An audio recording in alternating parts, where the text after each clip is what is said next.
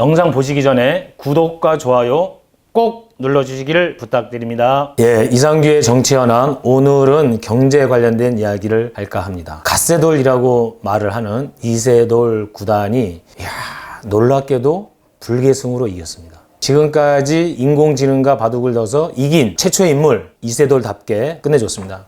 그래서 기술적 발전에 관한 몇 가지 이야기를 좀 해볼까 합니다. 자, 전기차 다들 잘 아시죠?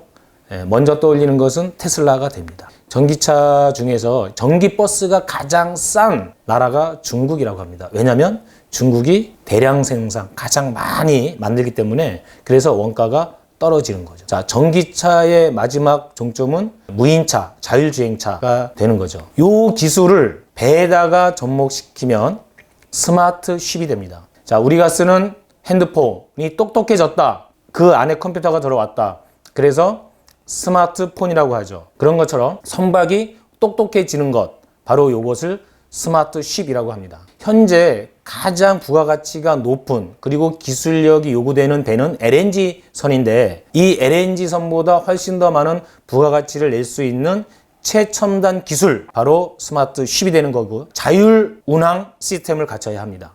선박, 주변에 있는 선박을 자동 식별하는 장치, AIS라고 보통 부르는데 세월호 사건 때도 이 용어가 한번 나온 바가 있죠. 원격 제어, 멀리서도 항로를 바꿔준다거나 또는 배가 고장 났을 때 즉시 수리한다거나 이런 것 등등을 위해서 원격 제어까지 이런 기술을 갖춘 배를 의미합니다. 그런데 놀랍게도 한국이 이 기술에서도 앞서 있다고 하는 거고요. 특히 현대중공업은 이미 2011년부터 이 스마트 쉿 개념을 도입한 배를 만들고 있는데 이미 200척이나 수주를 해 있다. 그래서 이것을 좀 더 발전시키기 위해서 한 단계 더 나가게 되면 배를 만드는 과정부터 스마트하게 하자. 그래서 스마트 야드 개념이 나옵니다. 스마트 야드는 전자동으로 움직이는 조선소가 되는 것이고요. 그 중에서도 가장 어려운 기술이 곡면 가공이라고 하는데 이미 곡면 가공을 선박에 들어가는 이제 대형 철판, 그것도 곡선으로 이루어진 이 철판을 AI 이 기술을 접목시킨, 그래서 자동적으로 생산해내는 이런 정도 수준까지 왔다고 합니다. 스마트 야드가 한 번 더 발전하면 항만, 항구 전체가 서로 자동화되어 있고 연결화되어 있고 지능화되어 있는 스마트 항만, 스마트 해상 물류 이렇게까지 발전하게 되어 있죠. 이런 곳곳에 한국 기술도 그리고 한국 기업들도 상당히 앞서가고 있습니다. 전 세계적으로 전기 자동차에 들어가는 전기 자동차 배터리 기술이 주로 LG 쪽에서 대량 생산하고 기술력이 높은 걸로 되어 있는데 차세대 전기차로 얘기하고 있는 수소차의 경우에 현대 자동차 충주 공장이 그 수소 연료 전지를 생산하는 공장인데 여기가 세계에서 가장 기술이 좋고 최고죠.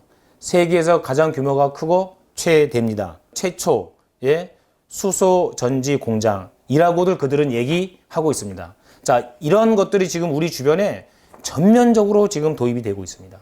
AI를 하려면 중요한 것이 기계학습, 기계가 스스로 학습해서 다음번에 어떻게 결정할지를 스스로가 결정할 수 있는 기계학습, 이 원리가 적용돼야 되는데 이 원리가 적용이 되는 과정도 잘 아시겠지만 이세돌과 알파고가 대결하기 10년 전에 이미 인공지능이 체스 챔피언을 이겼습니다. 그리고 10년 만에 인공지능이 바둑에서도 이제 사람을 이기게 됐죠.